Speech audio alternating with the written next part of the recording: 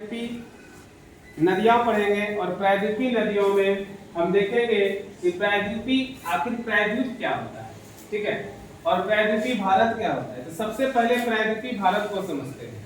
ये भारत का पूरा मैप बना हुआ है। इस भारत के पूरे मैप में गुजरात से अगर हम नीचे आते हैं तो हम देखते हैं कि महाराष्ट्र, कर्नाटक, तमिलनाडु, आंध्र प्रदेश, तेलंगाना, उड़ीसा, पश्चिम बंगाल, ये सभी भारत का जो भौतिक प्रदेश है, इन्हीं भौतिक प्रदेश को प्रायद्वीपीय भारत कहा जाता है, यानी कि दक्षिण भारत कहा जाता है। कहां से स्टार्ट करेंगे हम लोग स्टार्ट करेंगे महाराष्ट्र स्टार्ट करेंगे। गुजरात के नीचे से महाराष्ट्र आ जाएगा, गोवा आ जाएगा, कर्नाटक हो जाएगा, तमिलनाडु हो जाएगा, इधर से हो जाएगा हम लोगों का आंध्र प्रदेश, उड़ीसा और पश्चिम बंगाल। इसे हम क्या कहेंगे? प्रायद्वीपीय भारत। अब प्रायद्वीपीय भारत में एक जल विभाजक के रूप में जल को बांटने का काम जो करेगा वो जल विभाजक, उसका नाम है पश्चिमी घाट। पश्चिमी घाट की ऊंचाई अधिक होती है, हम पढ़ा चुके हैं, और पूर्वी घाट की ऊंचाई कम होती है, ठीक है। तो पूर्वी घाट कम ऊंचा है, पश्चिमी घाट 600 मीटर से भी अधिक ऊंचा है, और ये कम ऊंचा है। ये इसकी ऊंचाई अधिक होने के कारण ढाल जो बनेगा, ये ढाल आपका रहेगा किधर से? पश्चिम से पूरब। तो प्रायद्वीपीय भारत की बड़ी बड़ी नदियां गोदावरी, कृष्णा, कावेरी, वैगई, ये सारी नदियां पश्चिमी घाट के पूरब से निकलती है और जाकर धीरे धीरे आगे बढ़ते हुए बंगाल की खाड़ी में गिर जाती है, ठीक है। जबकि पश्चिमी घाट के पश्चिम भाग से छोटी छोटी नदियां निकलती है और ये नदियां अरब सागर में गिर जाती है, जिसमें से कुछ नदियों का नाम है मांडवी, कर्णपूजा, अल्पूजा, ठीक है।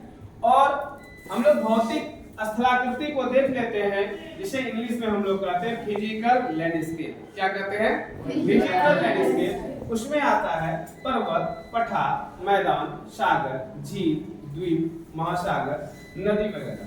इसके अलावा वन संपदा, वन प्राणी, वन जीव एवं सभी प्रकार के जीव जंतु और सभी प्रकार के पेड़ पौधे, इन्हें प्रकृति ने बनाया है। और भूपटली विरूपण के कारण ये जो धरातल की विषमता है, धरातल में विभिन्नता है, यानी कोई भाग ऊंचा है, उसके बाद कुछ हिस्सा नीचे है, तो जो भाग ऊंचा है कुछ नीचा है, इसी के कारण धरातली विषमता इस भारत के भौतिक भूभाग पर स्थित है, जिसमें हम लोग पर्वत, पठार, मैदान इत्यादि को पढ़ चुके हैं। आज हम लोग प्रायद्वीपीय भारत की नदियां पढ़ने वाले हैं। प्रायद्वीपीय भारत में मुख्य जल विभाजक का निर्माण किस घाट द्वारा होता है? किस घाट द्वारा होता है? पश्चिमी घाट द्वारा होता है, जो पश्चिमी तट के उत्तर से दक्षिण की ओर स्थित है। ये पश्चिमी तट है, ये है पश्चिमी तट। क्या नाम है इसका? पश्चिमी तट, ठीक है। ये पश्चिमी तट, पश्चिमी तट के सहारे उत्तर से लेकर कहां तक? दक्षिण तक। उत्तर से दक्षिण तक किसका विस्तार है? किसका विस्तार है? पश्चिमी घाट का विस्तार है। प्रायद्वीपीय भारत की भाग की अधिकतर मुख्य नदियां महानदी, गोदावरी, कृष्णा, कावेरी। यहाँ पर एक नदी और भी है, महानदी।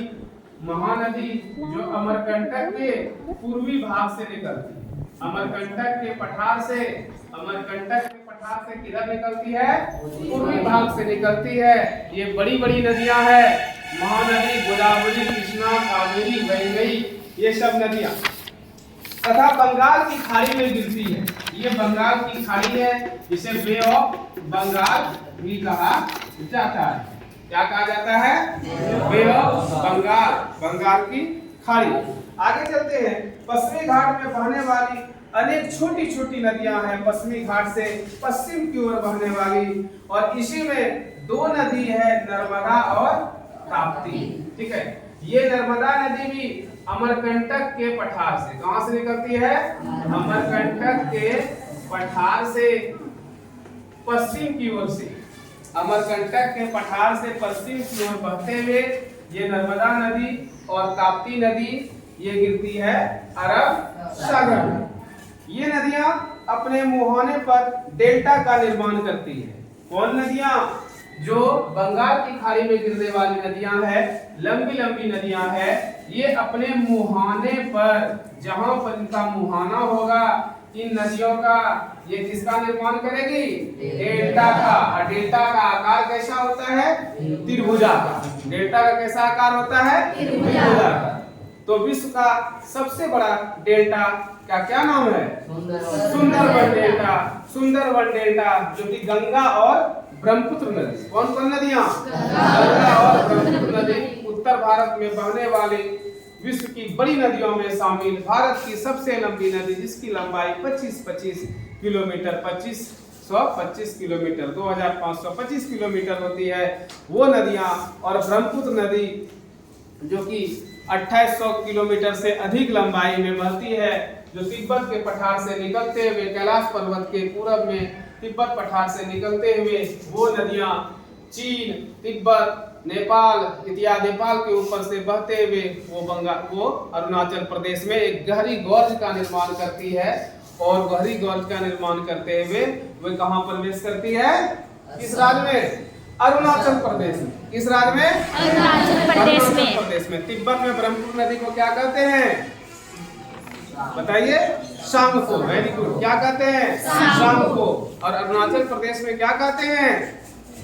अरुणाचल प्रदेश में दिहांग कहते हैं। ठीक है। असम में उसे ब्रह्मपुत्र कहते हैं। जैसे जैसे स्थान बदलता है तो स्थानीय लोग उस नदी का नाम भी क्या करते हैं? बदल देते हैं। हमने चर्चा किया इसलिए क्योंकि विश्व की सबसे बड़ी डेल्टा, जिसका नाम है सुंदरबन डेल्टा। सुंदरबन डेल्टा का नाम सुंदरबन क्यों पड़ा?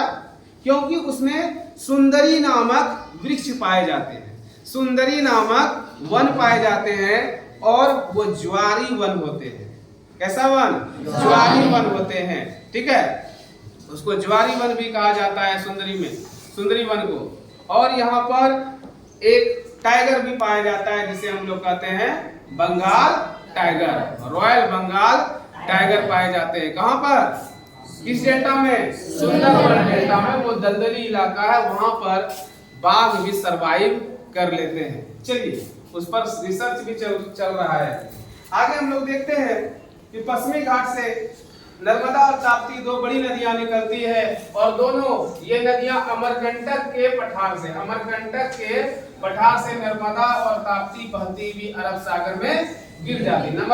अमरकंटक के पठार से तीन महान और बड़ी बड़ी नदियां बहती है। पश्चिम की ओर नर्मदा, उत्तर की ओर सोन, और पूरब की ओर महानदी।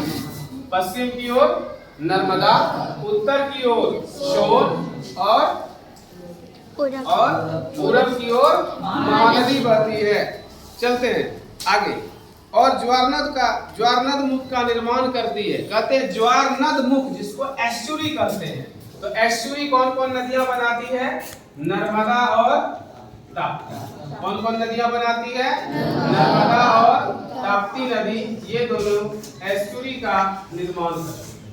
ताप्ती को कहीं कहीं तापी भी कहा जाता है। प्रायद्वीपीय नदियों की अपवाह द्रोणी आकार में अपेक्षाकृत छोटी है। प्रायद्वीपीय जो नदियां हैं, जितनी भी नदियां हैं, उत्तर भारत की नदियों की तुलना में इसकी अपवाह द्रोणी यानी कि बहाव का जो एरिया है, बेसिन है, ये बहुत उनकी तुलना में छोटी होती है, क्योंकि इन नदियों की लंबाई भी 1000 किलोमीटर तक हो जाती है। ठीक है। लेकिन किसके तुलना में छोटी है? गंगा, ब्रह्मपुत्र और सिंधु की तुलना में छोटी है।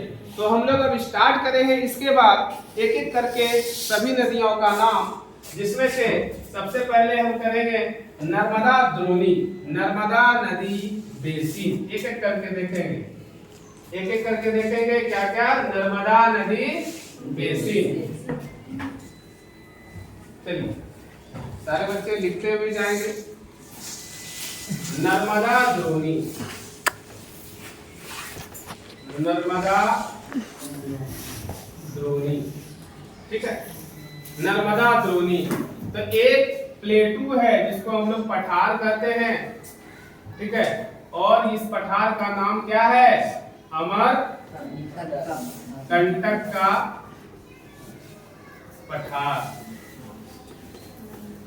नर्मदा नदी इस तरह से यहां से। चलिए नर्मदा नदी के बारे में। नर्मदा नदी का उद्गम मध्य प्रदेश के किस प्रदेश से?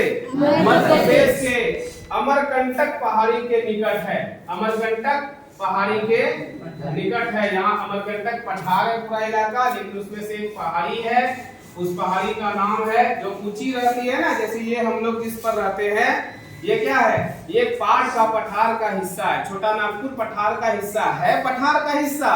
लेकिन जिस इलाके में हम लोग हैं, यहाँ पर एक पहाड़ी है, उसका नाम है सुंदर पहाड़ी।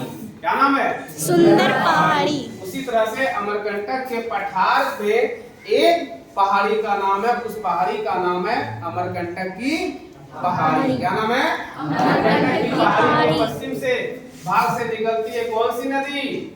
नर्मदा नदी। कहाँ गिरती है? कहाँ गिरती है? अरब सागर में, यानी अरब सागर में इसका क्या है? मुहाना है।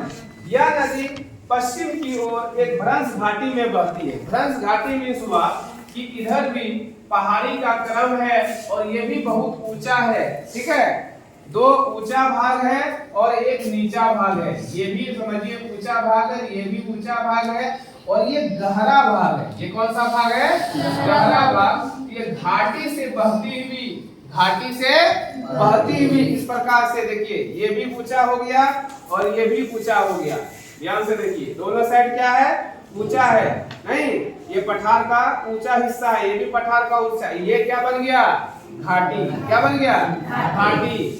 इससे और इस घाटी का निर्माण भ्रंश से हुआ है। पृथ्वी में वलन और भ्रंशन होता है भूकंप के समय। भूकंप के समय वलन भ्रंशन कई लाखों वर्ष पूर्व हुआ था, जिसके कारण एक घाटी का निर्माण हुआ और इसी घाटी से नर्मदा नदी पश्चिम की ओर बहते हुए अरब सागर में गिर जाती है। समुद्र तक पहुंचने के क्रम में यह नदी बहुत से दर्शनीय स्थल का निर्माण करती है। कौन सा स्थल? दर्शनीय स्थल, देखने लायक, जिसकी हम लोग टूर पर कहीं जाते हैं, कहते हैं कि जाएंगे, ये स्थान को घूमने जाएंगे, उस स्थान को घूमने जाएंगे। ऐसे बहुत सारे जगह पर दर्शनीय स्थल है, टूरिज्म प्लेस है, उस स्थान, सब स्थानों का ये निर्माण करते हुए आगे बढ़ती है। जबलपुर के निकट संगमरमर के शैलों से यह नदी गहरे गोर्ज में बहती है। जबलपुर मध्य प्रदेश में एक जिला का नाम है जबलपुर और ये रेलवे का भर्ती बोर्ड भी है। किसका बोर्ड है?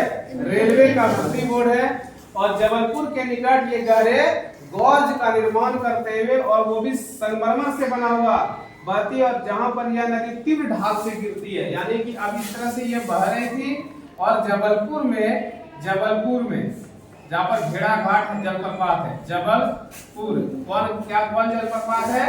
भेड़ा घाट। यहाँ से ये नदी एकदम बहुत तेजी धारा से बहते हुए आगे नीचे की, इसकी धारा क्या हो जाती? बहुत तीव्र हो जाती है। और एक और जलप्रपात है जहाँ पर यह तीव्र ढाल से गिरती है, उसका नाम है धुआंधार। क्या नाम है? धुआंधार जलप्रपात। और धुआंधार जलप्रपात का निर्माण करती है। धुआंधार इसलिए भी नाम पड़ा इसका, ठीक है, क्योंकि वहां पर ये बहुत तेजी से जब नीचे गिरती है तो एकदम पानी का जो वाष्प होता है वो गिरने के बाद एकदम पूरा वेपराइज हो जाता है, धुआं टाइप का दिखने लगता है। नर्मदा की बहुत सी सहायक छोटी नदियां भी है। इनमें से अधिकतर समकोण पर मुख्य नदी से मिलती है। समकोण मतलब एक नदी इधर से आके मिली, एक नदी इधर से आके मिली, और जो भी नदी मिल रही है दोनों के बीच देखिए, अगर ये मान के चलते हैं कि एक नदी है जो पश्चिम की ओर बह रही है, मान लेते हैं ये नर्मदा ही है। क्या नाम है इसका?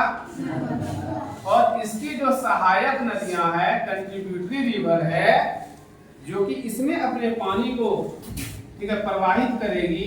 ये एकदम 90 डिग्री पर, कितना डिग्री पर?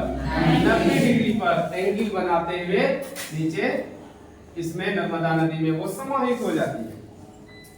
नर्मदा द्रोणी मध्य प्रदेश और गुजरात के कुछ भागों में विस्तृत है। ये कहां से बहती है? ये बहते हुए अमरकंटक है ना, अमरकंटक जहां पर आपका कौन सा है? पठार। अमरकंटक इसी में मध्य प्रदेश से गुजरात से बहते हुए कहां चली जाती है? ठीक है, गुजरात से होते हुए ये कच्छ के रण में, ठीक है, ये कच्छ के रण नहीं, उसके नीचे से ये समाहित हो जाती है। ठीक है, इस प्रकार से हम लोग नर्मदा नदी के बारे में देखे। ठीक है, उसके बाद हम लोग अब देखेंगे किसको देखेंगे, ताप्ती। ठीक है, तो आप लोग पहले इसको ड्रॉ आउट थोड़ा सा कीजिए, हम लिखा देते हैं। चलो।